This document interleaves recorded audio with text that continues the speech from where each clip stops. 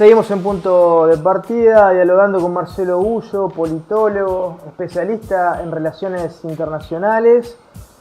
Hablando, Marcelo, recién sobre lo que ha pasado, lo que ha acontecido con los países que han logrado desarrollarse en el mundo, un poco es necesario posar la mirada sobre lo que ha sucedido en la República Argentina entre los siglos XIX y el siglo XX, ya estamos transitando el siglo XXI también.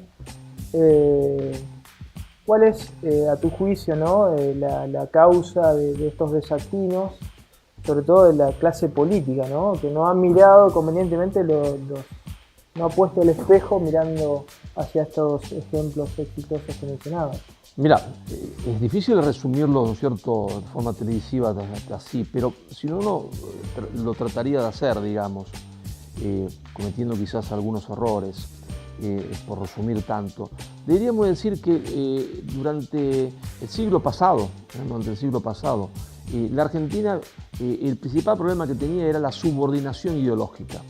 Es decir, el país estaba subordinado ideológicamente. Es decir, los ingleses, después los norteamericanos, a través de un complejo mediático que eran los grandes diarios, a través de las universidades, nos habían hecho creer el mito del libre comercio.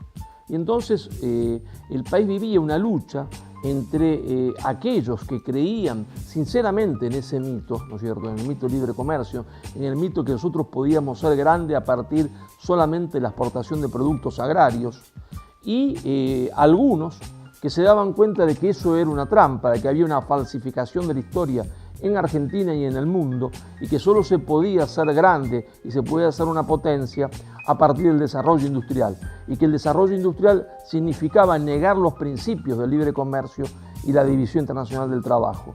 Y ahí, en esa dialéctica, ¿no es cierto?, se movió la historia argentina, ¿no es cierto? Y la clase política, ¿no? Y se movió la clase política argentina. Pero de ambos lados, ¿cierto? Uno, en la mayoría de los casos, a excepción de los grandes traidores, que también los tuvo la Argentina, observaba gente de una gran formación política, Si nosotros nos trasladamos a los últimos, 40 años de la Argentina, ¿cierto?, a partir del golpe 76, lo que vemos, es que esa lucha continúa, pero esa lucha continúa en peores condiciones. ¿Por qué? Porque de un bando y de otro se ha degradado, se ha degradado la discusión política, se ha degradado la conducta moral, y entonces nosotros tenemos, por un lado, que nos falta patriotismo, teniéndolo todo nos falta patriotismo, teniéndolo todo nos faltan los valores morales suficientes, y teniéndolo todo nos falta en nuestra ley de conducción no solo patriotismo, no solo valores morales suficientes, sino que ahora también les falta formación. Es decir, no saben cómo las grandes potencias llegaron a ser grandes potencias, cómo los países subdesarrollados llegaron a ser desarrollados, pero tampoco tienen valores morales suficientes, por eso la corrupción galopante que se ve, y tampoco tienen patriotismo. Es decir, si uno toma una persona emblemática del liberalismo, ¿no es cierto?, 1920, ¿quién es? Marcelo T. de Alvear. Comparar Marcelo T. de Alvear, ¿no es cierto?, con el actual presidente de la Argentina, es lo mismo, te das cuenta, que comparar, te diría yo, ¿no es cierto?, a Pelé con un jugador humilde de un barrio de Rosario, ¿te das cuenta? A ver, si uno piensa que Alvear le dio cabida a la YPF de Mosconi, que por ejemplo, la YPF de Mosconi generaba un precio de sostén, hoy es al revés. YPF convalida el precio de las multinacionales. Por eso te digo, sí, y Alvear era lo más emblemático que tenía el liberalismo argentino y la oligarquía argentina. O sea, comparar a Alvear con Macri es, ¿no es cierto?, la distancia que existe, está entre la Concagua y un pequeño cerrito en la ciudad de Córdoba, ¿no? Claro. En la provincia de Córdoba. Si uno tiene que mencionar, Marcelo, nos podés corregir, grandes líderes. Vos mencionaste, por ejemplo, a Roca, también podríamos mencionar a Perón, a Frondizi, gente muy, muy formada, con la cual uno puede estar de acuerdo o no, pero un nivel de formación política, un nivel de formación intelectual, y proyectos de país con un anclaje superador muy, muy claro, ¿no? Sí, sí, todo eso, esa vieja Argentina, digamos, desapareció. ¿Está? El vuelo ahora es un vuelo de gallinacios, ¿está? Es un vuelo de gallinacios que se pelean por el poder en Argentina, en una Argentina, ¿no es cierto?, que cada vez se degrada más. Sufrimos una degradación política, una degradación económica, una degradación social, una degradación moral, hasta una degradación en el trato entre las personas en la calle y en la familia. Y eso se ve terriblemente agravado hoy, ¿no es cierto?, porque, por ejemplo, la Argentina hoy no tiene presidente. La Argentina hoy no tiene presidente porque el presidente de la nación, el señor que es formalmente presidente de la nación, ha abdicado de la presidencia de la nación. Él ha renunciado a elaborar una agenda cultural propia y elaborar una agenda económica propia.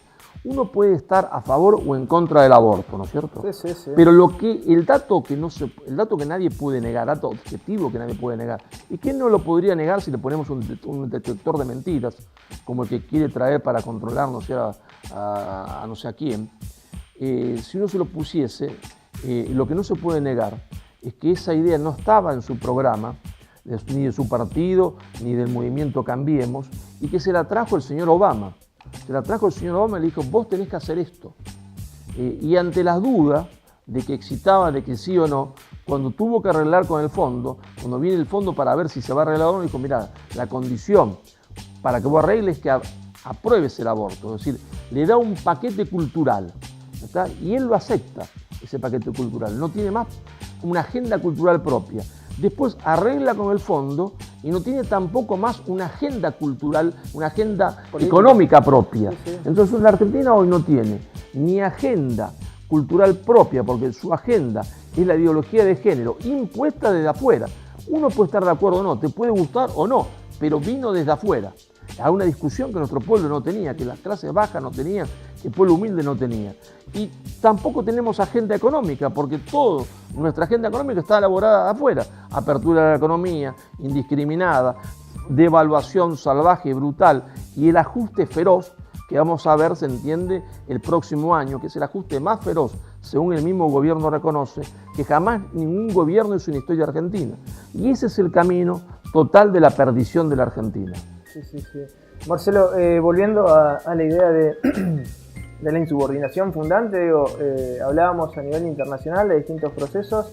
Argentina ha tenido, digamos, ejemplos a lo largo de su historia de insubordinación fundante, ¿no? Por lo menos a nivel cultural y político. Uno piensa en San Martín, podemos hablar de Rosas, de Perón, bueno, se pueden mencionar más gente quizás. Bueno, podemos incluirlo de cierta manera, siendo generosos, a Frondizi, ¿no es cierto?, en ese camino.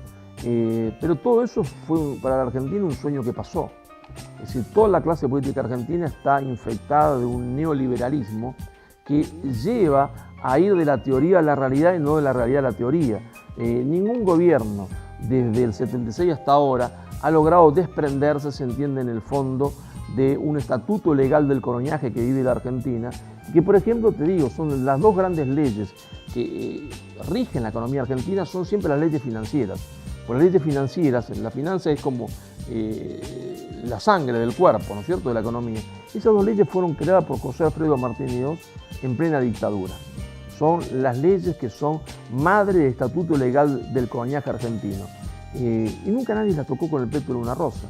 Nunca nadie se atrevió de nuevo a decir, señores, hay que hacer una economía planificada. No planificada a lo soviético, a lo loco, a lo estúpido, sino como hizo Canadá, como hizo Corea, como hizo el mismo Australia. Todo eso desapareció del vocabulario. Claro, ¿no? claro. Ese es un rasgo central de la política post-83, ¿no? La columna vertebral que deja la dictadura militar en leyes fundamentales, ley de inversiones extranjeras. No se toca ni con el pétalo de una rosa. No se habla de eso. Eso es un nuevo estatuto legal del coloniaje. Pero esas leyes son todo lo contrario de lo que hizo Estados Unidos para industrializarse, lo que hizo Estados Unidos para ser un país rico. Son todo lo contrario de lo que hizo Australia, todo lo contrario de lo que hizo Canadá. Es decir, no hay ningún ejemplo en el mundo, ninguno, de ningún país que se haya desarrollado a partir del liberalismo económico, ninguno.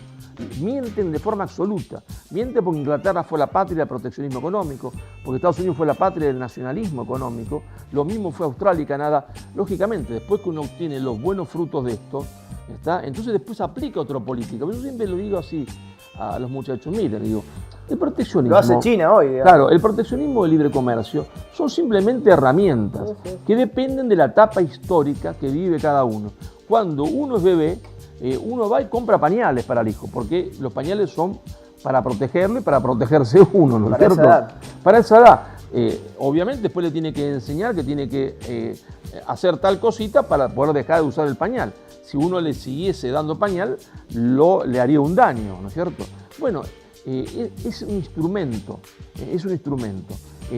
una vez que ya no sirve más, uno tira y agarra otro instrumento. Entonces, pero para desarrollarse, para crecer, como lo había ya descubierto Alexander Hamilton en 1700 y pico con Washington, uno necesita proteger su industria y es el argumento que él inventa, que le explica a Washington, el argumento de la industria naciente. La industria como un bebé, hay que protegerla mucho cuando nace, claro, un poquito más cuando es niño, menos cuando es joven y después nada, ¿no? Y no hay, y vos podés poner ejemplo que quiera del mundo, de un país desarrollado con justicia social que no sea un país industrial. Y la gente dice, ¿y Suiza? Suiza tiene una cantidad de industrias que nosotros impresionante, nosotros no tenemos ni idea de la cantidad de industria que tiene. Volviendo sobre la mirada en lo que está sucediendo en la clase política, te hemos escuchado en algunos reportajes hablar de este vicio del tacticismo, un vicio o una falta de formación política, ¿no? No se piensa estratégicamente y si uno va en distintos segmentos, va analizando distintos segmentos del sistema político, este tacticismo, es predominante.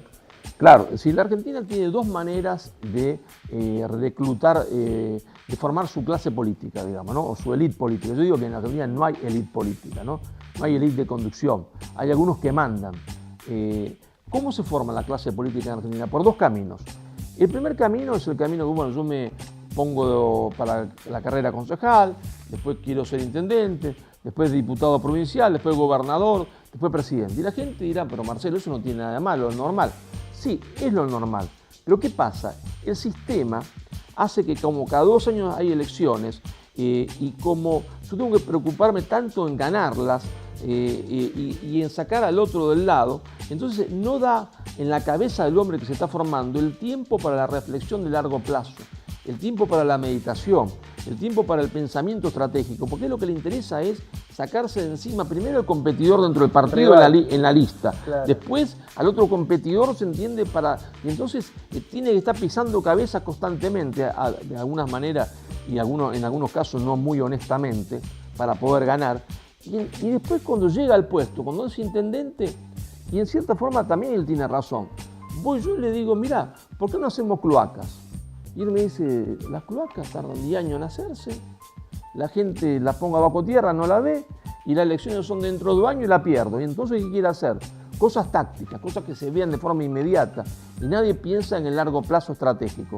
Entonces, en el mejor de los casos, cuando llega ese hombre a la presidencia, es un hombre sin pensamiento estratégico. Es un hombre que no está acostumbrado a pensar en 50 años o en 20 años, que nunca ha leído un libro. De vez en cuando algún articulito cuando es muy pequeño porque no tiene tiempo. Tenés que darle, ellos ni siquiera tienen una hojita, media hoja para un tema. Y entonces en el mejor de los casos llega un táctico sin ningún pensamiento estratégico. Y yo te voy a poner un ejemplo para que la gente entienda qué quiere decir pensamiento estratégico. Pensamiento estratégico quiere decir, estamos charlando con vos acá ahora, sí. Y entonces nos damos cuenta por los estudios, por el olfato de la historia, por informes, que dentro, ¿no es cierto?, de 20 años, 30 años en Santa Fe va a haber una grandísima sequía que va a durar 10 años. ¿Qué hacemos? Cuando tenemos un pensamiento estratégico, decimos, mirá, tenemos el río Paraná, tenemos 20 años para construir canales, para sacar agua, se entiende, el Paraná, e irrigar, se entiende, toda la provincia como la Mesopotamia antigua en el Asia. Sí. Entonces, trabajamos para eso. Y si va a venir dentro de 20 años grandes inundaciones, tenemos que trabajar ya desde ahora en hacer canales para que el agua se vaya. Entonces, no nos sorprende ni una cosa ni la otra. Pero estamos trabajando no para el hoy, trabajamos para el mañana, porque cuando vengan las grandes lluvias o cuando venga la sequía, ninguna de las dos cosas nos va a agarrar desprevenido con los calzoncillos bajos. Eso no quiere decir dejar de posar la mirada en lo que sucede hoy. Claro. Pero hay que tener la mirada en los dos lugares. En los dos lugares, porque si no condenamos a las generaciones futuras. Claro, claramente. Pensando un poco también, Marcelo, en otros ejemplos, recién te escuchaba hablar de Asia y de Medio Oriente. Por ejemplo, el caso de Israel también es un caso donde el Estado juega un rol importantísimo, ¿no? Importantísimo, convirtiéndose, entiende, un desierto, se entiende en un jardín. Es impresionante. Un desierto en un jardín. Pero eso no lo hizo la mano mágica del mercado.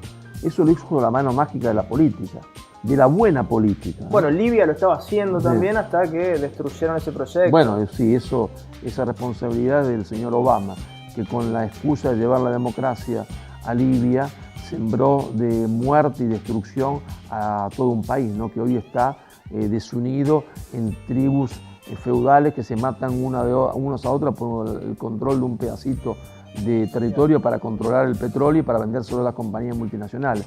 La responsabilidad de eso es del señor Obama, ¿no?